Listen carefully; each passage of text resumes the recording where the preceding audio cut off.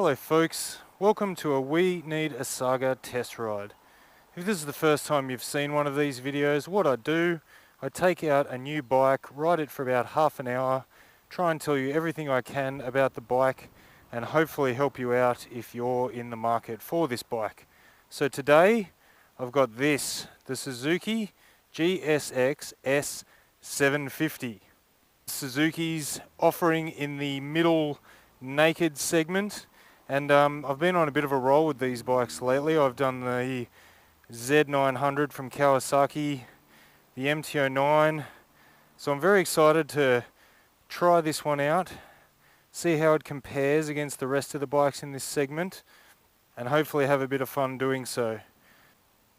I think it looks great in this flat black, matte black sort of color scheme. Very keen to ride it, so let's get on, let's get started, and I'll tell you more about the Suzuki GSX-S750. Okay, first thing I want to show you is a little feature I came across first on the GSX-S1000, and it's their kind of launch assist start. So basically when I take off, I don't need to use the throttle, I just ease the clutch out, that's no throttle, and away I go. I like that simple little feature that just comes in handy in stop-start city traffic. You know what it's like when you concentrate on the traffic ahead of you and you just kind of drop the clutch out a bit lazily and you end up stalling it. Before you know it, you've got cars honking you from behind. Real pain in the backside. So another thing I should mention if you're just tuning in for the first time and you're wondering how I get access to all these bikes, well, I've got a great partnership with the guys at Sydney City Motorcycles Lane Cove here in Sydney. They're the ones who let me take out these bikes. So if you do end up enjoying the video, give it a like, give it a thumbs up. That'll let them know you're interested and they'll hopefully let me keep taking the bikes out. So, Suzuki GSX-S750. First criticism of this bike, Suzuki, what are you doing with these names? They're so hard to say. Can't we just like take 2 or 3 letters out of the name? That would help heaps. But no, seriously, no complaints at the moment. Let's start talking about the bike in a bit more detail. I never rode the old GSR 750, but from all reviews that I've heard, it was, you know, fast, effective, a good versatile bike that maybe didn't set your emotions on fire. You know, it was just one of those very capable bikes that doesn't really leave a lasting memory. So with this, we've got a Gixxer 750 motor, retuned to make it more streetable, as they often do with these naked bikes that are based on a sports bike engine. So they've done the whole retune it for the street thing. And I'm just kind of keen to see what kind of character it has, how it compares to some of the other bikes in this segment. So this is the highway entrance. This is where I get an opportunity to give the bike a few beans and see what the acceleration's like. Alright, let's go. So we've got a 750cc inline 4-cylinder. Let's open her up.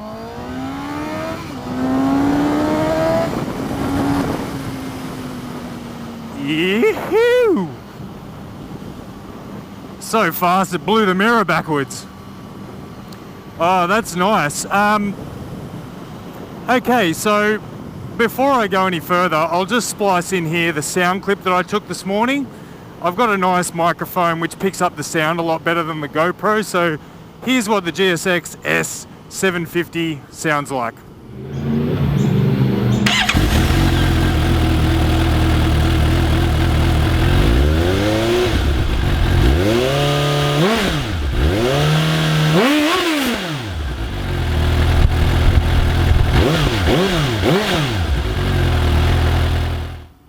So there you have it, that's the GSX-S750. From onboard, what does it feel like? To be honest, it feels a little bit flat off the bottom, but I know that can be quite common from inline 4s, they like to be revved. But I did notice a substantial change of character, if you like.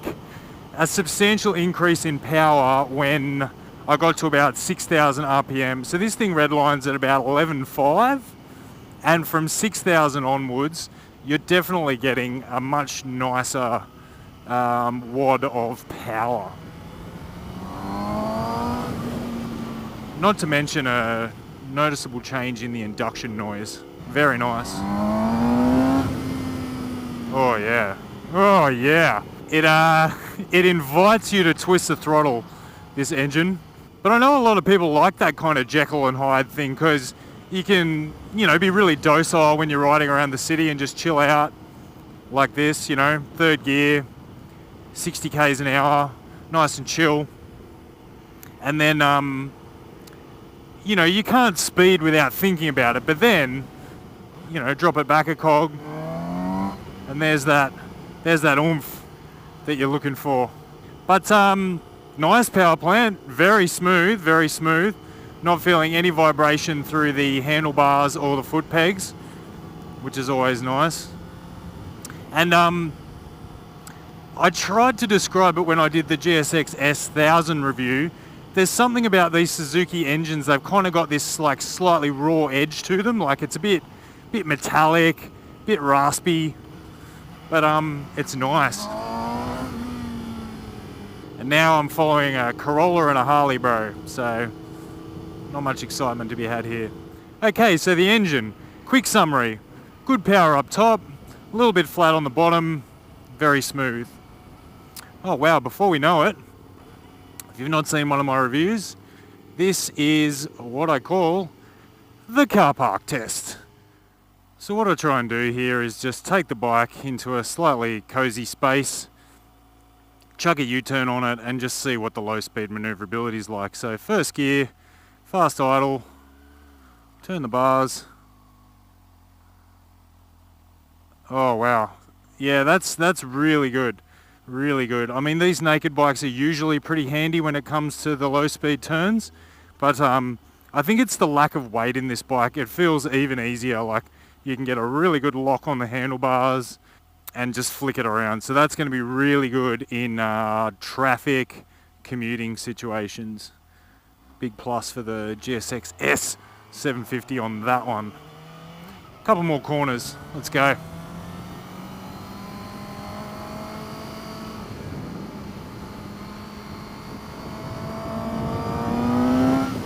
Oh, lovely. This bike is fun. Possibly the most overused word in bike reviews is flickable, and I'm going to be an offender. I'm going to use it to describe the GSX-S750. It's light and it's flickable. Yep, that lack of weight, high handlebars and the good leverage, moves side to side very nicely. Hard to tell from this kind of riding what it would be like in high-speed sweepers, but low, medium speed and traffic maneuvering, great, lovely. So what else? What do you get with the GSX-S750? Well, I can see here on the dash I've got 3 levels of traction control and an off mode. No power modes. But to be honest, I think power modes would be unnecessary on this bike. Like I said, it's very docile at low RPMs, and I don't think additional power modes would really be necessary. Right, ergonomics. I normally talk about ergonomics early in the review. What I notice on this bike is the handlebars are a very close reach. They feel like they've got a particularly noticeable bend in them back towards the rider, which gives you a very upright seating position. I rode the Z900 a couple of weeks ago. I'll post a link to that up above. And the Z900 felt more closer to a sporty riding position. The handlebars were a little bit further forward and a little bit lower. This feels a bit more like my MT09, I think. Although on the MT09, I think the bars are even higher. This might be somewhere in the middle, but very, very relaxed upper body. In terms of legs and legroom, I'm very tall, so I'm not a very good gauge of legroom, but this is feels very similar to the Z900 in terms of kind of tucked up, which is good, right? Like this has got sporty credentials, this bike. You want to be able to get some good lean angle with this bike, which means you need ground clearance. So where these pegs are, I think you're going to have no problem with that. This bike makes a great noise even at idle. I would love to hear one with an aftermarket exhaust. I think it'd be fantastic.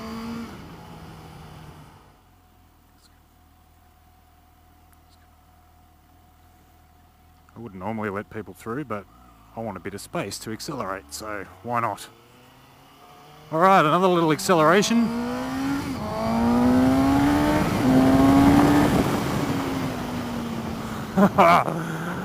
Oh man! This is so fun. I think what I'm noticing here, if I had to compare it to say the Z900, the thing I'm noticing here is that you just get to use a little bit more of the throttle. On the Z900, you give it a little whiff of throttle and you're absolutely flying. On this thing, you can be a bit more aggressive with it. You can give it a real half turn and enjoy it. And I think that's the impression that's coming through for me with this bike is you're going to be able to use a lot of its performance on the road. Like Z900 or something like that, people go, oh, it's an awesome amount of power, great torque, but unless you want to risk some pretty crazy speeds on a regular basis, you're not going to get to use it that often. Whereas this, I feel like it's a bit more playful almost. Like it's just not intimidating.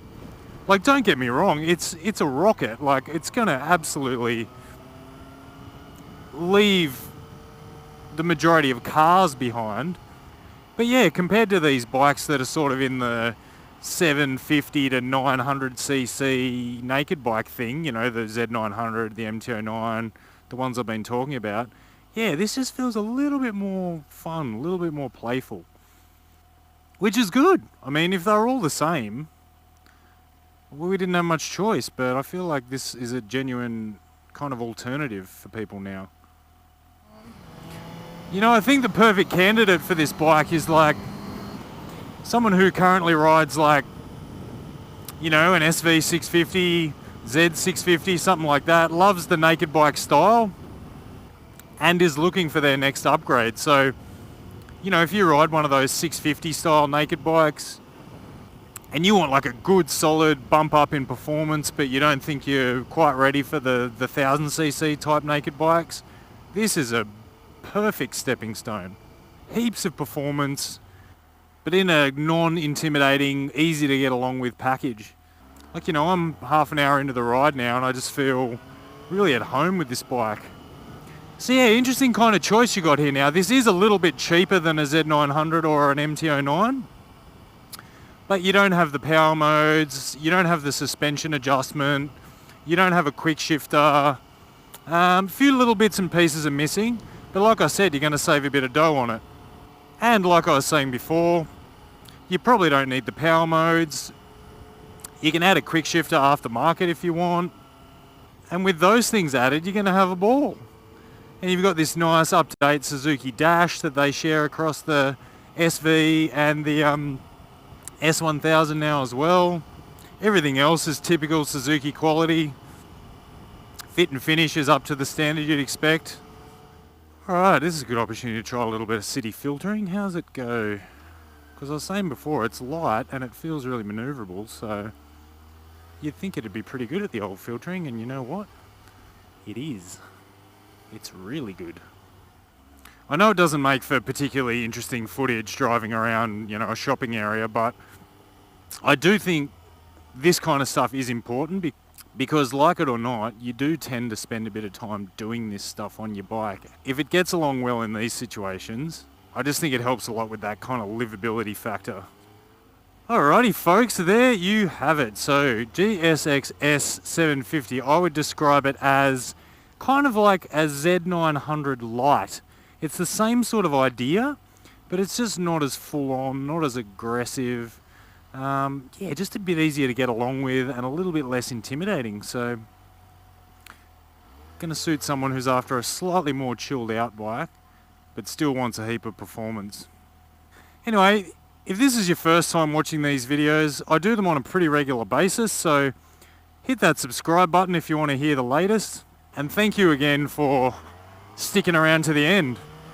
A quick question actually for the true believers that have sticked around to this point. What else would you like to see in these reviews? I mean, I'm trying to add new things on a regular basis to keep them fresh, keep them interesting, try and break up the footage a bit. So what else would you like to see in the review? Chuck me a comment below. Tell me what kind of stuff matters to you when you're looking for your bike. Alrighty, time to give this back. Thanks again for tuning in, guys. Speak to you soon.